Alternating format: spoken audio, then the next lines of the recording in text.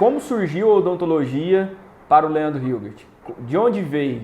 Teve alguma influência de família ou não? Como que surgiu a odontologia para o Leandro? E é importante quando a gente fala isso, para que as pessoas talvez se assemelhem com o seu... se identifique com você. Cara, nossa, que história legal. Então, assim, dá para ver que a pessoa que estiver começando agora, ela entenda a história de um cara de sucesso, que é o Leandro, e talvez fale assim, cara, olha só, dá para fazer isso, dá para chegar lá, né? Meu irmão, como que você chegou, como que apareceu a odontologia na sua vida? Conta para nós um pouquinho. Vamos lá, eu não tenho nenhum outro maluco na família que tenha feito odontologia previamente. Meus pais são professores, né? Meu pai é professor de nível superior, né, no ensino superior, na área de letras e linguística, tá, língua portuguesa. Minha mãe, né, hoje aposentada, mas foi a vida toda professora, né, de escola pública no estado do Rio Grande do Sul, em níveis de pré-escola e fundamental. Então, eu sempre teve em casa muito a figura do professor. Tá? Legal. Na minha família, na verdade, acho que eu sou a primeira pessoa da área da saúde, né, olhando ambos os lados, né, lado paterno, lado materno. E eu tinha muitos amigos na escola, tá, lá em Passo Fundo ainda, que tinham uma relação com profissões da área da saúde. Eu achava legal, eu achava bacana. Algumas épocas eu até pensei em fazer medicina, mas eu me lembro muito claramente, eu tinha um dos meus melhores amigos, o pai e a mãe dele eram médicos, um era, né, na parte de obstetrícia. Eu me lembro, de vez em Legal. quando, lá fazendo churrasco no domingo, todo mundo lá se divertindo, o pai dele recebia uma ligação e saía correndo para o hospital. Eu disse, cara, a área da saúde é legal, mas será que... Pô, eu sou um cara meio pragmático, um pouco... Gosto muito de horário, gosto muito de organização. E será que é legal ter uma profissão com tantos imprevistos? Mas eu gostava da área da saúde. E daí eu Sei. comecei depois a me aproximar, né, foi quando eu quebrei um dente, meu 11 tem uma classe 4 gigante, a me aproximar, da odontologia, tive que ir no dentista, tive que colar dente, daí descolou dente, fazer classe 4. E comecei a me aproximar de alguns dentistas lá da cidade de Passo Isso Fundo. com quantos anos, cara? Pô, cara, tô falando aí, sei lá, 9, 10 anos que eu quebrei o dente, então adolescência no dentista, fiquei muito próximo da minha ortodontista, da dentista dos meus pais, que é professora de dentística, né, e foi minha Legal. primeira orientadora de educação científica, a professora Simone Alberton. Pô, então, tipo, olha, odonto legal, odonto é bacana, a gente está falando, né, de uma época, talvez, aí, 1998, 1999, quando eu estava terminando o ensino médio. Hoje, na época a gente chamava de segundo grau, se o Vinho lembra, a Amanda não. Segundo Não é da grau. minha época. Segundo grau, né? E daí, pô, cara, eu vou fazer vestibular para odonto. E daí eu fiz vestibular para odonto. Me recordo muito bem que eu fui aprovado no vestibular da Universidade de Passo Fundo, lá no Rio Grande do Sul, e na Federal do Rio Grande do Sul, que é em Porto Alegre, que é uma cidade 4 horas distante, né, de Legal. carro, de ônibus. E acabei, né, por motivos familiares, ficando na cidade de Passo Fundo, que tinha uma faculdade muito reconhecida na época, com excelentes professores, e me graduei lá, né, e durante a graduação mantive essa amizade com os meus antigos dentistas, acompanhava muito o trabalho da professora Simone Alberton, com quem eu mantenho uma amizade muito grande até hoje. Isso é engraçado, porque acho que muita gente vai se identificar com essa história. Sim. Muita gente teve, porque eu mesmo, na minha família também não tinha dentista, só que eu também tive uma experiência muito, assim, intensa com dentista durante a infância. E realmente, eu acho que talvez tenha sido mais ou menos a mesma história aí pra me juntar na odontologia também. Legal, Então legal. é algo que dá pra se identificar. E professor, quantos anos? Eu tive a sorte de ter tido excelentes dentistas, né? Eu acho que essa boa impressão que eu tive, tanto da maneira como eles sempre me trataram bem, trataram minha família bem, e como eu tive sucesso, né, nos tratamentos dentários que eu fiz na época, poucos, graças a Deus, né, muito mais procedimentos de manutenção e saúde do que alguma coisa restauradora. Essa boa impressão certamente me influenciou positivamente. Então, isso. Então, eu acho que é legal falar isso até para quem está escutando, né? Como, né, a maneira como a gente trata os nossos pacientes, O ela quanto isso pode impacta muito influenciar, né? mais. Exato, é muito mais do que o tratamento em si, né? É, inclusive, o respeito, ou a impressão, ou a sensação que a pessoa vai ter em relação a uma profissão como um todo, uma classe profissional como um todo, né? Isso é bastante interessante. A gente teve uma conversa com o Paulo Rodolfo, né? Ele falou muito sobre isso, sobre ética, né? O quanto é importante, o quanto, sem querer, você está influenciando não só a odontologia, mas a vida das pessoas, para que as pessoas... E o quanto isso é legal, ó. Eu me coloco como um dentista ético, real, que atendo bem o meu paciente. Eu estou mostrando o que aconteceu com você, né, Leandro? Eu tô demonstrando para ele que é algo legal e que, cara, transforma a vida de pessoas que não estão nem pensando em entrar na odontologia. O quanto impacta, né? A gente tem que fazer algo que a gente gosta, que a gente se sinta útil, e eu acho que quando você encontra isso, é muito legal. Mas eu gosto de deixar também uma coisa bacana e clara, né? Eu falei que eu sou o primeiro maluco a vir para o lado da odontologia. Eu digo que a odontologia é o cerne, é o centro, né, de toda a minha atuação profissional. Mas eu acho que a influência dos meus pais, professores, ela influenciou demais o caminho dentro da odontologia. Boa. Que eu decidi seguir, que é o caminho da docência dentro da odontologia. Hoje eu vou dizer que a minha vida ela é dividida em algumas partes, né? Eu tenho a parte clínica, né? A Amanda não vai me deixar mentir o quanto eu gosto. Os alunos, de quando ficam até com medo de me pedir para ajudar em algum caso muito legal, porque eu vou estudar e fazer sempre, olha, né? Mas é hipnotizante te assistir fazendo. Então... Eu gosto muito demais, obrigado, querido. Mas eu agora adoro demais a parte clínica, mas eu acho que uma coisa muito bacana que a docência me permite é que ela me dá o tempo para estudar.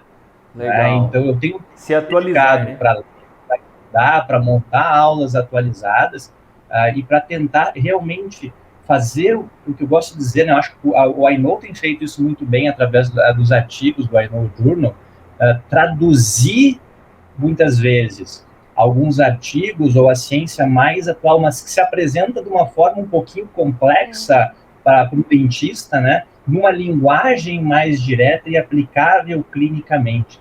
A gente precisa ter uma ciência de alto nível, com metodologias complexas, talvez difícil de ler, com detalhes que nem todo mundo tenha tido, vamos dizer assim, o treinamento para analisar, né, adequadamente, metodologia de pesquisa, estatística, essas coisas. Pô, não precisa todo mundo, né, o dentista está na clínica lá entender isso em profundidade. Ele não escolheu fazer mestrado e doutorado, onde você estuda muito isso. Mas eu acho que quem teve a oportunidade, especialmente que boa parte dos nossos mestrados e doutorados são financiados, né, através de verbas públicas, quem teve essa oportunidade tem que ajudar a traduzir a ciência bem realizada numa linguagem aplicável clinicamente. Eu entendo que boa parte da minha profissão hoje é tentar fazer isso. É ler 10 artigos, né, para, de repente, resumir em alguns parágrafos para o dentista de uma forma mais, né, com menos tempo, de forma mais objetiva, mais dinâmica. Entender exato, né, porque eu tenho uma manhã inteira para ficar lendo artigo. Boa. O meu colega aí, de repente, tem 8 pacientes marcados para aquela manhã e ele não tem tanto tempo para fazer isso.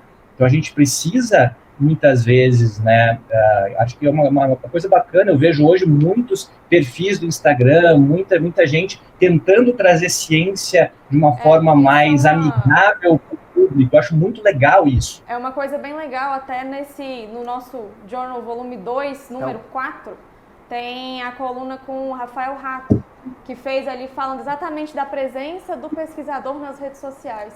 O quanto isso pode aproximar a ciência da clínica, né? E é uma das preocupações nossa, né? É uma coisa muito importante que a gente também faça isso, né, Leandro? Incentive que isso aconteça mais também, porque por muito tempo poucos eram os que falavam sobre isso em redes sociais de uma forma mais... parecia que a ciência era uma coisa erudita, né?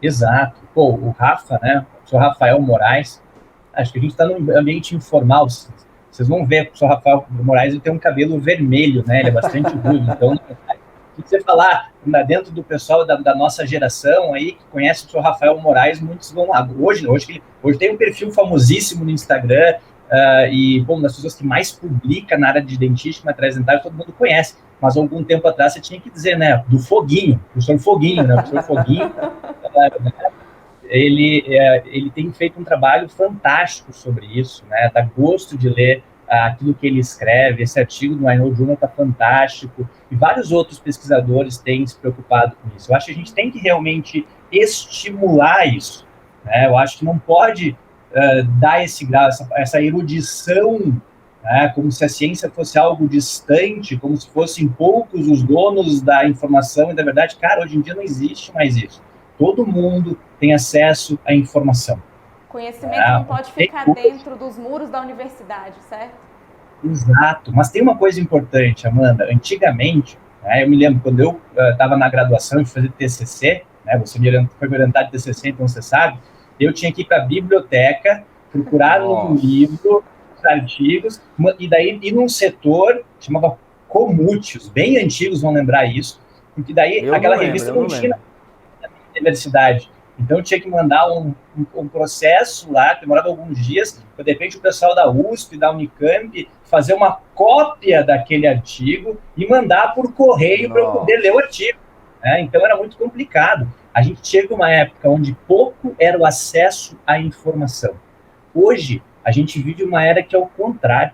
A gente tem tanta informação, mas tanta informação, fica perigoso, que a gente não sabe filtrar. A gente não sabe filtrar qual que é a informação válida e importante, tanto que hoje a gente vive a era das fake news, né? O que é? É uma informação disponível não válida, né? Hoje fica muito fácil hoje a pessoa inventar alguma coisa. Por isso que existe esse crivo, né? Que todo o processo de publicação em boas revistas exige, né? De uma avaliação por pares, de uma seriedade científica. Eu acho que a gente tem que valorizar isso. Então, hoje, saber filtrar qual informação é relevante e válida é algo muito importante num mundo que tem excesso de informação. E Leandro, como que você falaria para o dentista? Como que ele filtra isso? Porque para a gente que está no meio científico, a gente aprende a filtrar. Agora, para a pessoa que não aprendeu da forma cientificamente, como que ele sabe? Onde encontrar, que forma melhor fazer, porque quando a gente está pensando assim, se eu tiver errado, você me corrija, Leandro, 80% ou mais dos dentistas não tem esse tempo de parar, igual você falou, para organizar artigo, ler artigo, fazer artigo, né? Então, como essa pessoa pode se organizar para isso? Onde ela encontra? Como que ela pode fazer? Vamos lá, eu acho que tem mudado um pouco os currículos da graduação, né? Em algumas escolas a gente sabe que tem mudado, em outras deveria estar mudando, para que o graduando aprenda um pouco disso já durante a sua formação. Legal. Talvez seja muito mais importante, né? Ao invés de ele ficar treinando alguns procedimentos, né? Talvez alguns deles um pouco ultrapassados dentro de uma odontologia atual, que ele aprendesse um pouco mais de interpretação científica, tá? Mas a gente tem uma geração que não teve isso. O que a gente tem hoje? A gente tem algumas revistas, algumas publicações, né, voltadas um pouco mais para o clínico, tá? Eu não quero, talvez o clínico não precise ler lá o Journal of Dental Research, vamos citar aí talvez o principal periódico que a gente tem na pesquisa odontológica, mas existem vários journals, né?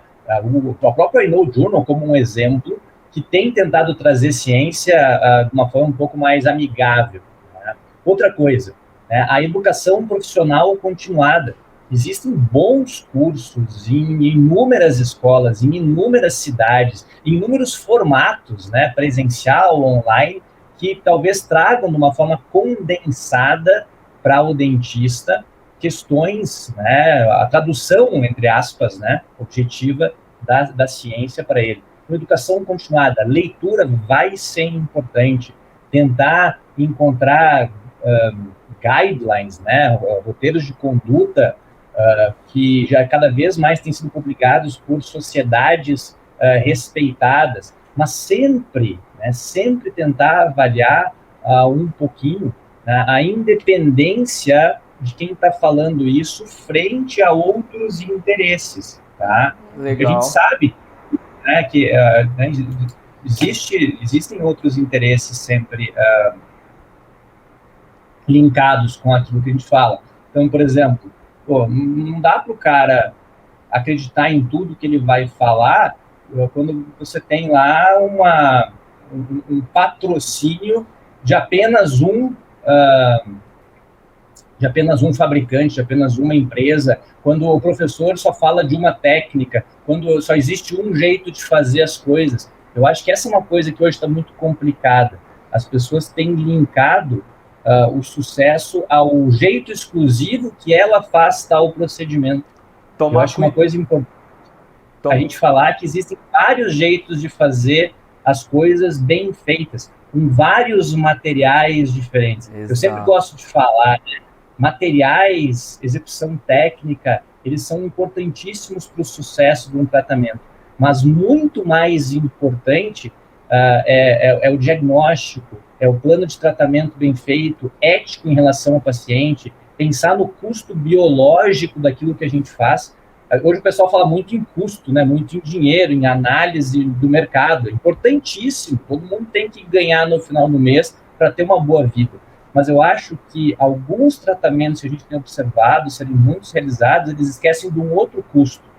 Não é o custo financeiro para o paciente ou o custo financeiro para o dentista, é o custo biológico para o paciente. Cada vez que alguém faz um preparo para fazer uma restauração e desgasta esmalte, desgasta dentina, cara, são tecidos que, cara, acabou.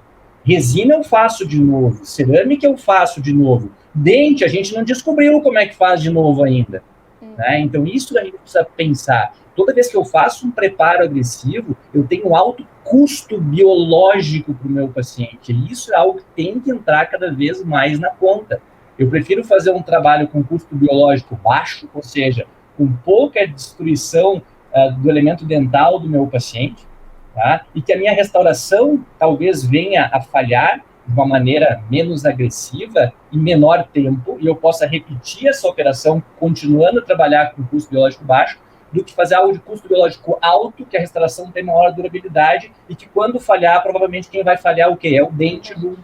Legal. E a gente tem que pensar nisso bastante hoje em dia.